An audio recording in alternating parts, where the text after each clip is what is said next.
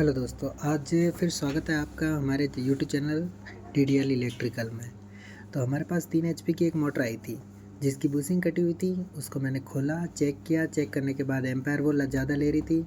उसमें करीबन 18 से 20 एम्पायर ले रही थी। तो 18 से 20 एम्पायर लेगी तो फिर चलने के बाद तो एम्पायर बहुत ही ज़्यादा लेगी, फिर वो 30 के अबव हो जाते हैं। तो पानी बहुत कम निकाल रही थी और उसने कस्टमर की शिकायत थी कि मेरी पानी बहुत कम निकाल रही है, बहुत ही कम निकाल रही है ये मोटर पानी। तो हम मोटर के ढकने वगैरह खोल के पहुँचे सोजित रोड हमारे यहाँ बुशिंग करवाने के लिए। तो आप देख ही सकते हैं हम बुशिंग करवा रहे हैं यहाँ पे।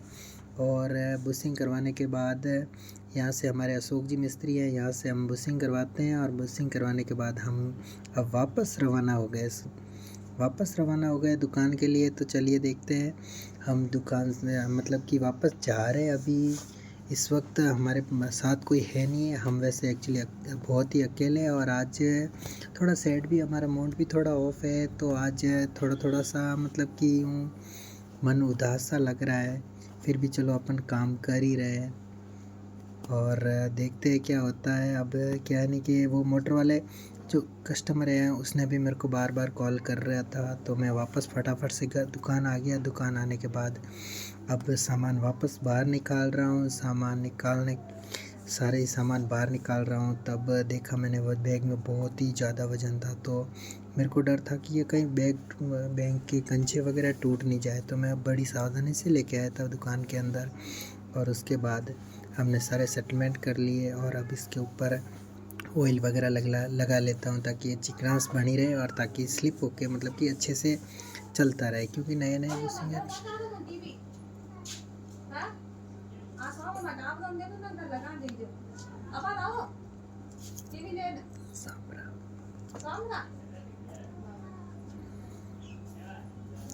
तो आप देख सकते हैं हम एम्पुलर लगा रहे हैं। इसमें एम्पुलर फिट हो नहीं रहा है, बार बार प्रॉब्लम आ रही थी। तो मेरे को यार इतना गुस्सा आ रहा था इस पर, क्या यानी कि बार बार मैं अंदर डाल रहा था तो ये कि जो अंदर चाबी होती है वो बार बार ऊपर हो ही जा रही थी। ऊपर होने की वजह से बहुत ज़्यादा प्रॉब्लम आ रही थी। तो मैंने बड़ी मुश्किल से उसको चाबी को पीटा, थोड़ा सा पीटा हथौड़ी से। आप देख सकते हैं हथौड़ी से मैं पीट रहा हूँ। हथौड़ी से पीटने के बाद वापस बिठा दिया मैंने सही से। और उसमें प्रॉब्लम क्या आई थी कि जो मेरे पास चकनट था वो चकनट मैं भूल गया था। तो मैं बार बार इधर उधर ढूंढ रहा था कि चकनट कहाँ रखा, मिल नहीं रहा था मेरे को। तो मैंने अशोक जी को फ़ोन किया था। यार अशोक जी, मैं जहाँ पे बुकिंग करवाने के लिए वहाँ पे आया था। तो मैंने इस मोटर का चकनट वगैरह मैं भूल गया था। तो इधर उधर ढूंढने के बाद काफ़ी देर तक मैं परेशान तो हुआ था। फिर उसके बाद मैंने सोचा चलो कोई बात नहीं, चकनट इसका नहीं है तो कोई बात नहीं, अपन दूसरा लगा लेंगे। तो पहले इसको फिटिंग कर लेते, एक बार चालू कर लेते। चालू करने के बाद चेक करेंगे कि क्या अगर अपना चकनट सेट हो जाए तो ठीक है, वरना इसको वापस मंगाना पड़ेगा वहाँ से चकनट को। और नहीं होगा तो फिर मंगाना तो अपन को दिखता ही है कि चकनट तो मंगाना ही पड़ेगा। लेकिन भगवान का शुक्र है कि हमारे पास वो चकनट पड़ा था और मिल गया था मेरे पास। तो मैंने चकनट लगा लिया था। और फाइनली मेरे को इसमें भी बहुत ज़्यादा प्रॉब्लम आई थी केबल निकालने के लिए। तो आप देख सकते हैं मैंने ये जो नट होते हैं 3 नट, वो उसको निकाले नहीं थे। मैंने डायरेक्ट निकालने की कोशिश कर रहा था। तो मेरे को बहुत ज़्यादा प्रॉब्लम हो रही थी इसको निकालने में। तो मैं थोड़ी देर बहुत ही ज़्यादा क्यों परेशान हो गया था, बहुत ही ख़तरनाक वाला। बहुत ही ज़्यादा परेशान हो गया था। तो परेशान होने के बाद में फाइनली अपनी ये केबल निकल ही गई थी। ब्लेड कटर से मेरे को इसकी कोर काटनी पड़ी थी। कोर वगैरह काट के फिर वापस कि खींच के अंदर लेके आया था मैंने। केबल को लेके आया बड़ी मुश्किल से, बहुत ही टाइट थी। तो बहुत ही बड़ी मुश्किल से मैंने निकाल दी है केबल निकालने के बाद इसकी बात पीछे का जो ढक्कन है उसको अपन ढक्कन को फिट करेंगे। ये फिट कर रहे हैं। और फिट करने के बाद हम इसके नट लगाएंगे। मैंने देखा था यार ये थोड़ी टाइट हो रही थी। तो मैंने अशोक जी को बोला यार ये टाइट क्यों हो रही है यार, बार बार कोई मोटर बहुत ही मुश्किल से टाइट बहुत कम होती है।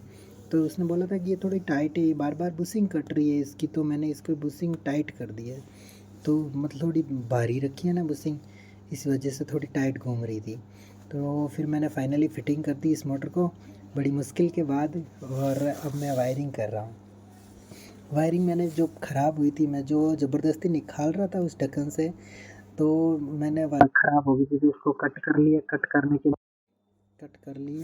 और कट करने के बाद आप देख सकते हैं मैं छील रहा हूँ वायरिंग को छील रहा हूँ अच्छी तरह से। एक एक वायर को आराम से छील रहा हूँ।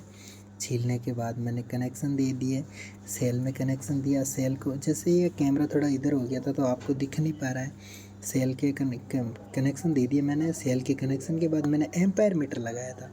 मेरे को क्या है ना कि इसमें एम्पायर चेक करने होते हैं। एम्पायर चेक करने के बाद पता चलता है कि मोटर कितनी लोड ले रही है कि नहीं ले रही है, क्या प्रॉब्लम आ रही है, तो उसमें मैंने एम्पायर मीटर लगाया था। ये आप देख सकते हैं येलो कलर का एक एम्पायर मीटर है,